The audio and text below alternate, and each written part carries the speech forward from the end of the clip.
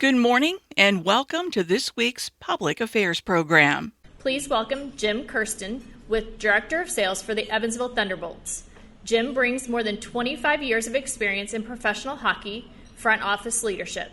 His work has helped guide the Thunderbolts to continued success, including their recent May 2026 championship win, the fourth championship Jim has been a part of. We're glad to have him here today with us.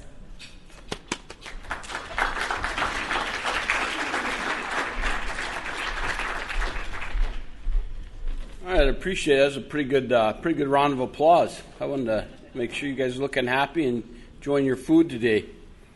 As she mentioned, I've been part of this organization, won a cup in 2025 and 2026. I happened to be hired with the organization in October 2025, and I still stand here today on what do we got? June 26th. So 2 years, 2 cups. Not a bad deal. So the league. I'll tell you a little bit about myself, and I'll go into hockey. As she mentioned, I've been doing this for 25 plus years. In 2024-25, I was with the Mighty Ducks in the NHL and got to experience the first time a professional sports team locked out, didn't play a season for the whole time. I was a GM at 29 for the RHI for the Orlando Jackals. I was also GM for the ABA Quad City Riverhawks, coached by A.C. Earl. If any of you are University of Iowa fans, you probably know who A.C. is. Our Thunderbolts, our season. It starts in October and it goes through April. We play 30 games this year. We have 2 teams that are coming in. One team might not be, so we might have it knocked down a little bit. But there's going to be a team in Athens, Georgia, the Athens Rock Lobsters, and then the PD Ice Cats out of Florence, South Carolina. Some of the other teams in our league, we have. There's a team in Quad Cities. There's a team in Peoria. There's a team in Knoxville, Birmingham, Alabama, Huntsville, Alabama, Macon, Georgia, Fayetteville, North Carolina, Roanoke, Virginia, as well as Pensacola, Florida. And in 27-28, we'll have another expansion team will be coming in Mobile, Alabama. Before I move forward here, how many of you guys, and you know what, I'm not going to hold against you if you don't hold up your hand, but how many of you guys not been to a Thunderbolts game? All right, so let's see. Now keep it up here. I want to count this. So there's probably 15, I'll say roughly. So if you guys get together, we have a discount at 10 or more people. So you guys more than happy get together. We can get you tickets at a discounted price. So I think you guys would have a great opportunity, and you can get with me afterwards, and you could pick a leader of the group, and we'll figure out how we can get you here. But going back, our attendance last year, we averaged approximately 3,700 people a game, which is, great attendance, great crowd. For this, we have our Education Day, which we get all the kids from the schools here in Vanderburgh County.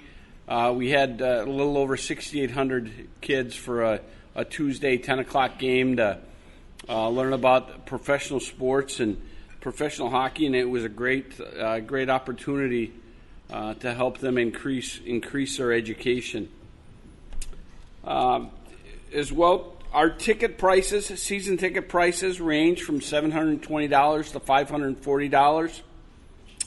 $540. As I mentioned with our groups, 10 or more, you can get tickets for $21 or $18. And, for that, if you figure that out for 2.5 hours, you can go sit in a movie theater, and you got to be quiet for the whole time, and you're probably, paying a little bit more, too, with your concessions and stuff. You come to a hockey game, you can make all the noise you want for 2.5 hours.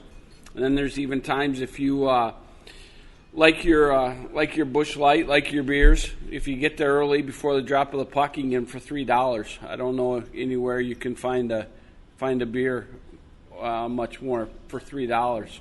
So you just drink before the game, and then you yell it all out, and you just have a heck of a time.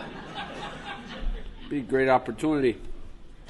You know what? As I said, Thunderbolts professional hockey is a great avenue for business. It's a great avenue to market your business to a very product loyal audience.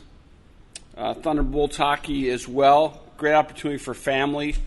Great way to come in, have a time, 2.5 hours together with your family.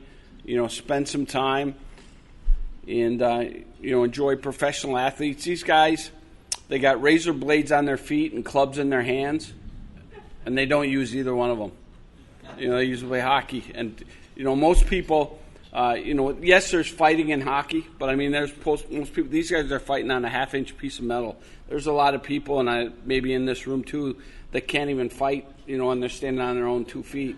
So to have guys be able to do that on a half-inch piece of metal is pretty impressive.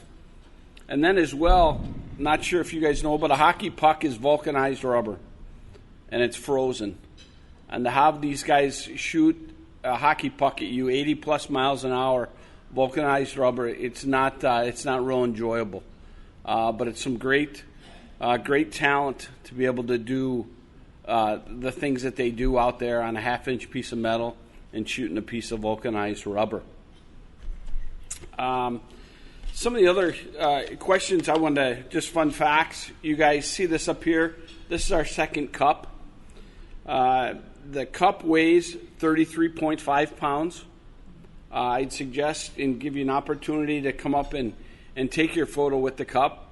A lot of times, the back history, you don't want to touch the cup if you've never won it, because it's not good, because you'll never win one again, probably.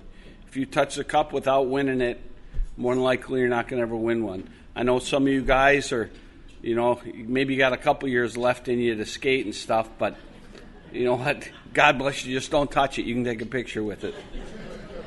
And one quick fact, and this is something that you guys might know you can win a lot of money on. How much liquid or fluid do you think that cup holds? Could you see it? The NHL guys drinking out of the cup, everything like that, if you see it. So anybody got a guess for me? 4 gallons. 4 gallons. All right. Actually, it's only 60 ounces. So I think that's 60 ounces. So that's about 5 beers. 5 12-ounce beers. You can hold that, and that's about all it holds. I guess I should have asked you, you come in and could have looked at the depth and things like that, and you probably would have had a different answer. But, we were the fourth team this year to win back-to-back championships. 3 other teams had done it in the Southern Professional Hockey League. I'd be remiss. I'd like to introduce you as well that I brought with me, because the Thunderbolts Hockey Team is owned by Venue Works, or actually VW Sports. Venue Works is the company that manages the Ford Center. And I brought with me today Will Gorman. He's the Associate Executive Director of the Ford Center. So give Will a great hand. Good guy. He's got to put up with me. But with that, I'm going to open it up here to you guys. If you guys have any questions, anything I can help you out with or answer for you. I'll ask one real quick, kind of about the history of the sport. I always got a kick out of Rodney Dangerfield, who said, I went to the boxing match and a hockey game broke out. And then I been watching, I think it was the Flyers and the Predators or something. Eric Lindros came off the bench, and he didn't even carry his stick. He just went straight for the guy. Do you know at what point, it's understandable, all the adrenaline, the tempers. At what point did fighting in hockey really start to take more of a front row seat? I'm not going to, I don't know if it's really taking a front row seat, but you got to understand, These guys are 220 pounds. You know what? They're in a confined area. You know, they're hitting each other. They got clubs in their hands, razor blades on their feet. They don't use them. So football, you can run out of bounds. Basketball, you run out of bounds. You know, hockey, you're getting pounded on by guys 220 pounds consistently, and those boards aren't giving. You know, those are fiberglass boards. So that doesn't justify the game. It doesn't justify fighting, but you have to, after a while, to give back. And a lot of times, you know, you're not really going to hurt a guy more. It's to send a message that, hey, you know, to be able, as I said before, standing on a half-inch piece of metal and trying to throw a punch, you know, with somebody. I mean, it's tough. You know, it's part of the game. You know, but they have, you know, as I said, and I'll repeat again, you got clubs in your hands, razor blades on your feet, and you don't use them. So, I mean, I'd love to welcome you out, and we can go around and skate around for about, you know, I'd even give you a period, 20 minutes. You know, these guys only go on the ice, they get so tired, they skate in about 30, 40-second shifts because you get so tired going up and down that ice. You know, a lot of people think that, you know, as you mentioned to me, you know, the fighting part of it, a fight broke out. Well, you know, it's just a process. Somebody banging on you in a confined area for 20, 30 seconds, after a while, it's not enjoyable. I'm sure you've been in rush hour traffic before and sitting there, and you don't want to ruin your car and bang it up. But, you know, sometimes it gets in a tight little spot and you'd like some space. So it's part of the process. So... Good afternoon. 2 questions. Are Yes. most of the teams in this league owned by businesses, or are they owned by individuals? And then can you also talk a little about just the players themselves? I mean, I know they've all gone home. What's it? How do they become a member of this team? What do they aspire to be doing? Right. To answer your first part, a lot of these are owned by businesses and individuals, but I can say I'm going to speak to the SPHL. Pretty much all the people and the ownership, because it's kind of a combination of companies as well. The SPHL is one of the few leagues in pro hockey that they either make money or get break even. There's a lot of teams that I've been in the East Coast, in the American Hockey League. In the NHL, I was with the Mighty Ducks when they locked out. We didn't even drop the puck, and they lost $2.5 million.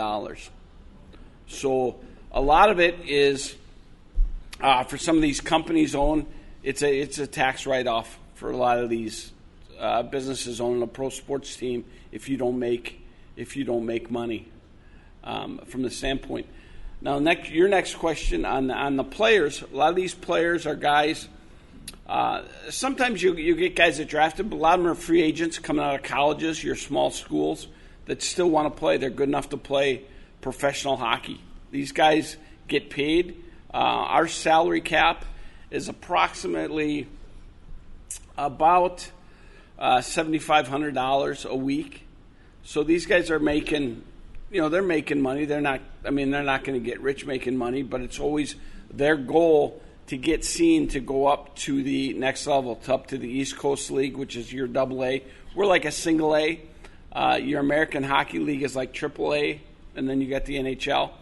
A lot of guys as well will go overseas. Our goalie, Cole Ceci, from last year, and a couple of our players had good success here, and it gave them the opportunity, exposure to go play overseas, where when you have the American players go play overseas, they play fewer games, but yet they get paid very well because their American players are Canadian hockey players. Just like when you bring some of the top Russian players, Swedish players over here to the United States, they make some good money as well in the NHL. Yeah, I had a quick comment and then I have a question. Quick comment I had is I think fighting is way down versus when I was alive. I used to watch the Broad Street Bullies in Philadelphia, and they would just drop the puck and just start a brawl on the bench. So it's way down. It still happens, and it's usually broken up right away. That's what I see. That's NHL. I'm not sure about your league. No, My absolutely. question is about your league, though. Yes. I'm trying to understand. I'm like, you look at AHL or ECHL, those teams are affiliated with an NHL team. Right. But I believe your league is unaffiliated. How does it work? Like, as far as are these players theoretically signed to one club, or they're just all free agents, or is there any kind of affiliation or any kind of process? Yeah. No, right now, predominantly, they're all free agents. They're guys that didn't get in to the East Coast Hockey League or the American Hockey League where they're signed, by an NHL club. They're looking for an opportunity that they either didn't get the opportunity coming out of college or juniors to do that. So we have guys that are trying to get that to go to that next level. Pretty much our guys are, independent guys, and that's what helps this league a little bit, not having an affiliation with an NHL team or with an East Coast League team. Keeps our costs down. So it keeps the costs, what we have to pay the players, which allows us to, our ticket costs are lower, as well. It helps out the process. But what it does more from a hockey ops side, our guys, our head coach has great communication with other coaches in the East Coast Hockey League and the American Hockey League.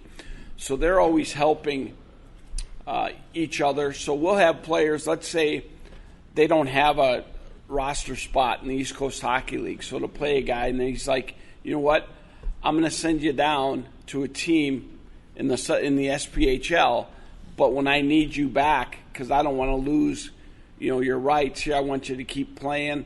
I know this, Coach Jeff Best is a great coach. This organization, which we're running into now, the Thunderbolts, the guys want to come and play here instead of go and play somewhere else because they love our facility, they love the city, the people, you guys around here, whether you guys personally have met them or not, but they like the people here in Evansville. They're real nice to them. So it's a great opportunity. Players like to come play here, which gives us an opportunity to get better players here and give them the opportunity to get to that next level.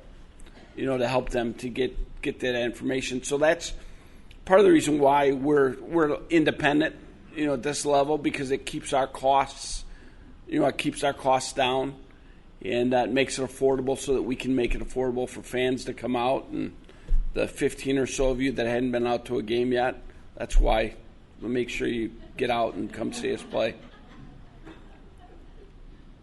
Did that get what you were looking for? Or? No, I appreciate it. I just want to make sure that I get. I gotta go to a game. Yeah, I know. When you said that, I was going to let you off the hook, but I appreciate you being honest. Because, you know what? And I'd even get with me afterwards. I'd get you a ticket just to make sure you were there. You can pay for the second one when you come back because you had so much fun. Congratulations, back-to-back. That is a huge accomplishment. And I don't think a lot of people are ever realize. No, absolutely. How significant it is to win one cup, but then back-to-back cups. But that you guys have done a phenomenal job. The games are just, you walk away entertained and having a fun time. So again, hats off the whole organization and what you do. My question is, our average attendance is around 3,700 a game. How do we stack up with other similar-sized markets to Evansville? Peoria is certainly one of them, Huntsville. Right. I know there's some bigger cities like Birmingham, right. and now that you have Mobile and some other bigger markets coming into it, which obviously have more population and ticket potential. But how do we stack up with markets our size? You know what? We need to improve. We're not where we should be. Part of the reason I think I was hired just because of my experience in hockey and in working with other teams. I've worked in some bigger cities. That's our goal, and our staff. We have a small staff, but yet we still have to get out the word. And I would ask all of you today here, how many people we have? We got about 50 people in here today, roughly, give or take. All of you come to one game. You know what? You come to one game, that's all I ask. And you see whether or not you want to come back and bring a friend. So it's a matter of we need to get the word out. Pro hockey is a great sport. As I mentioned before, you invest a ton of money to do things for 2.5 hours that you're not going to have as much fun at a hockey game watching professional athletes go around and skate on a half-inch piece of metal and be able to score pucks and have a good time. And you can drink beer if you want beer. We have water too, and we have pop and popcorn. A lot of things that you can do for 2.5 hours. That's going to be a lot less of an investment than going out and doing some other things from that standpoint. But that's on us. We have to get the word out, and we look to the the folks in the city as well. Winning 2 cups. I mean, we did that for Evansville. Yes, for us, for the guys, but you live in Evansville, Indiana. You can tell people, what, our hockey team champions. They've won 2 cups. There's a lot of other teams in this league that can't say that. So it's, we ask that, we enjoy it. We ask for more people to come out. Just give us a chance. Come out for one game. That's all I ask. Hopefully that get what you were looking for. All right. Thank you. I guess I have a comment and maybe a terrible question. That's fine. Guilty is charged. The first cup last year's cup got Yes. me to this season. Outstanding. Last season, I was like, oh gosh, we just won a cup. I didn't even go to a game. It was very fun. I had the privilege of being with my niece, who's a soccer player. She's going into 5th grade now. And it was cool seeing the light bulb go off in her eyes because as a soccer player, she's kind of getting it.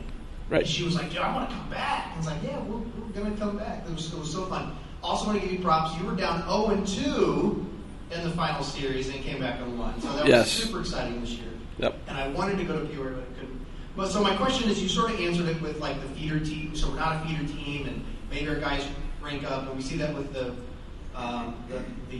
Otters. Awesome start this season, and then we've already got 2 guys. I think one's in the Mets organization, feeder team, and another one. So I know that happens. So my terrible question is, and another comment too for people who don't realize, Evansville is a hockey town.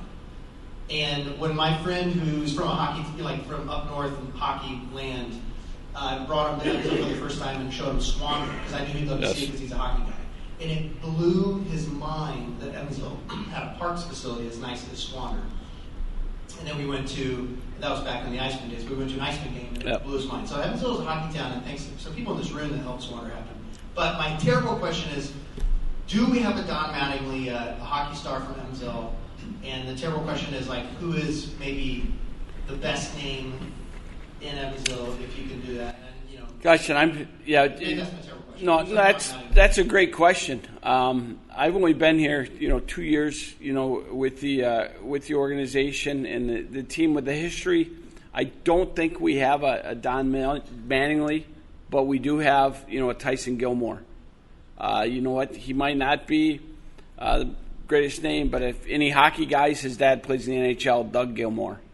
Matt Barnaby, NHL player. His son, Matthew, played here 2 years ago and went and played overseas. So there is connections with, higher level players, because the guys in the NHL, agents, in the East Coast Hockey League, that player agents know about our head coach, Jeff Bess, who does a great job recruiting. And that's when you have a coach that can recruit and bring in players and play a system and win a championship. That's what these agents and that's what these other teams want to see. So when they see things like that, they're not afraid to send some of their top prospects down here if they need to, rehab assignments or going like that. If you have an organization that does things the right way and that wins, and just not a gong show, or when I say a gong show, a goon show, just fighting and doing that, not winning. This organization takes a lot of pride in what they do. We have top-notch facilities. The guys want to come here and play, and they have a great coach to teach them the hockey. They develop the winning tradition, so it makes them want to go on, so it makes them want to come to Evansville if they don't have the opportunity, if they don't have a contract in the East Coast or the American Hockey League. It helps give them the incentive to get back up there, coming and playing here for a winning organization. You know what? That's I get it. That's one of the things they tried. It was back in the day, and I don't know if you remember this. They tried to put a tail on the puck, and you can watch it on TV so you could see. But the bad thing about that is then everybody was looking at the tail. The puck's all the way down here, and they're still concerned with the trailer, that they're going with the puck. You know what? Hockey's a lot like, if you know soccer, if you know, any of your sports really, basketball, football, they're always trying to move forward with the puck, with the object that they're doing. So a lot of times, knowing that, looking ahead to come, and you kind of got to watch the game a little bit ahead of the game. You don't want to get caught up with watching behind just to see where the puck's going. You know the process, they want to score. That's my suggestion. To go and would be to sit up a little bit higher, because so you can see, you get a better view. If you've never been to a game, you don't want to sit right on the glass because it's tough, sight lines. Sit up as high as you can and kind of just watch what's going on in front, where they're going. And then as you get better, then you can watch some of the nonsense that happens behind the play, and things of that nature. But I wanted to know what the average speed was of a shot. It said 80 miles an hour, and I know what the fastest speed record is of the fastest shot in a hockey game. Do you happen to know what that is? I want to say a lot of guys in the NHL shoot the puck about 100 plus miles an hour. There you go. It's probably in the All-Star game. You know what? I'd love to put you in some goalie gear, and we'll see if you can stop that 110-mile-an-hour shot. Yes, please. That's what I was going to say. Come up, get your photo taken with the cup. It's not. It took us a while to get it here, but now it's been here 2 consecutive years. So here's a great opportunity. There's not a lot of people that have had this opportunity to take a picture with a championship trophy. So I would encourage you to do it. Oh, we got one right here. Hold on just a sec before you.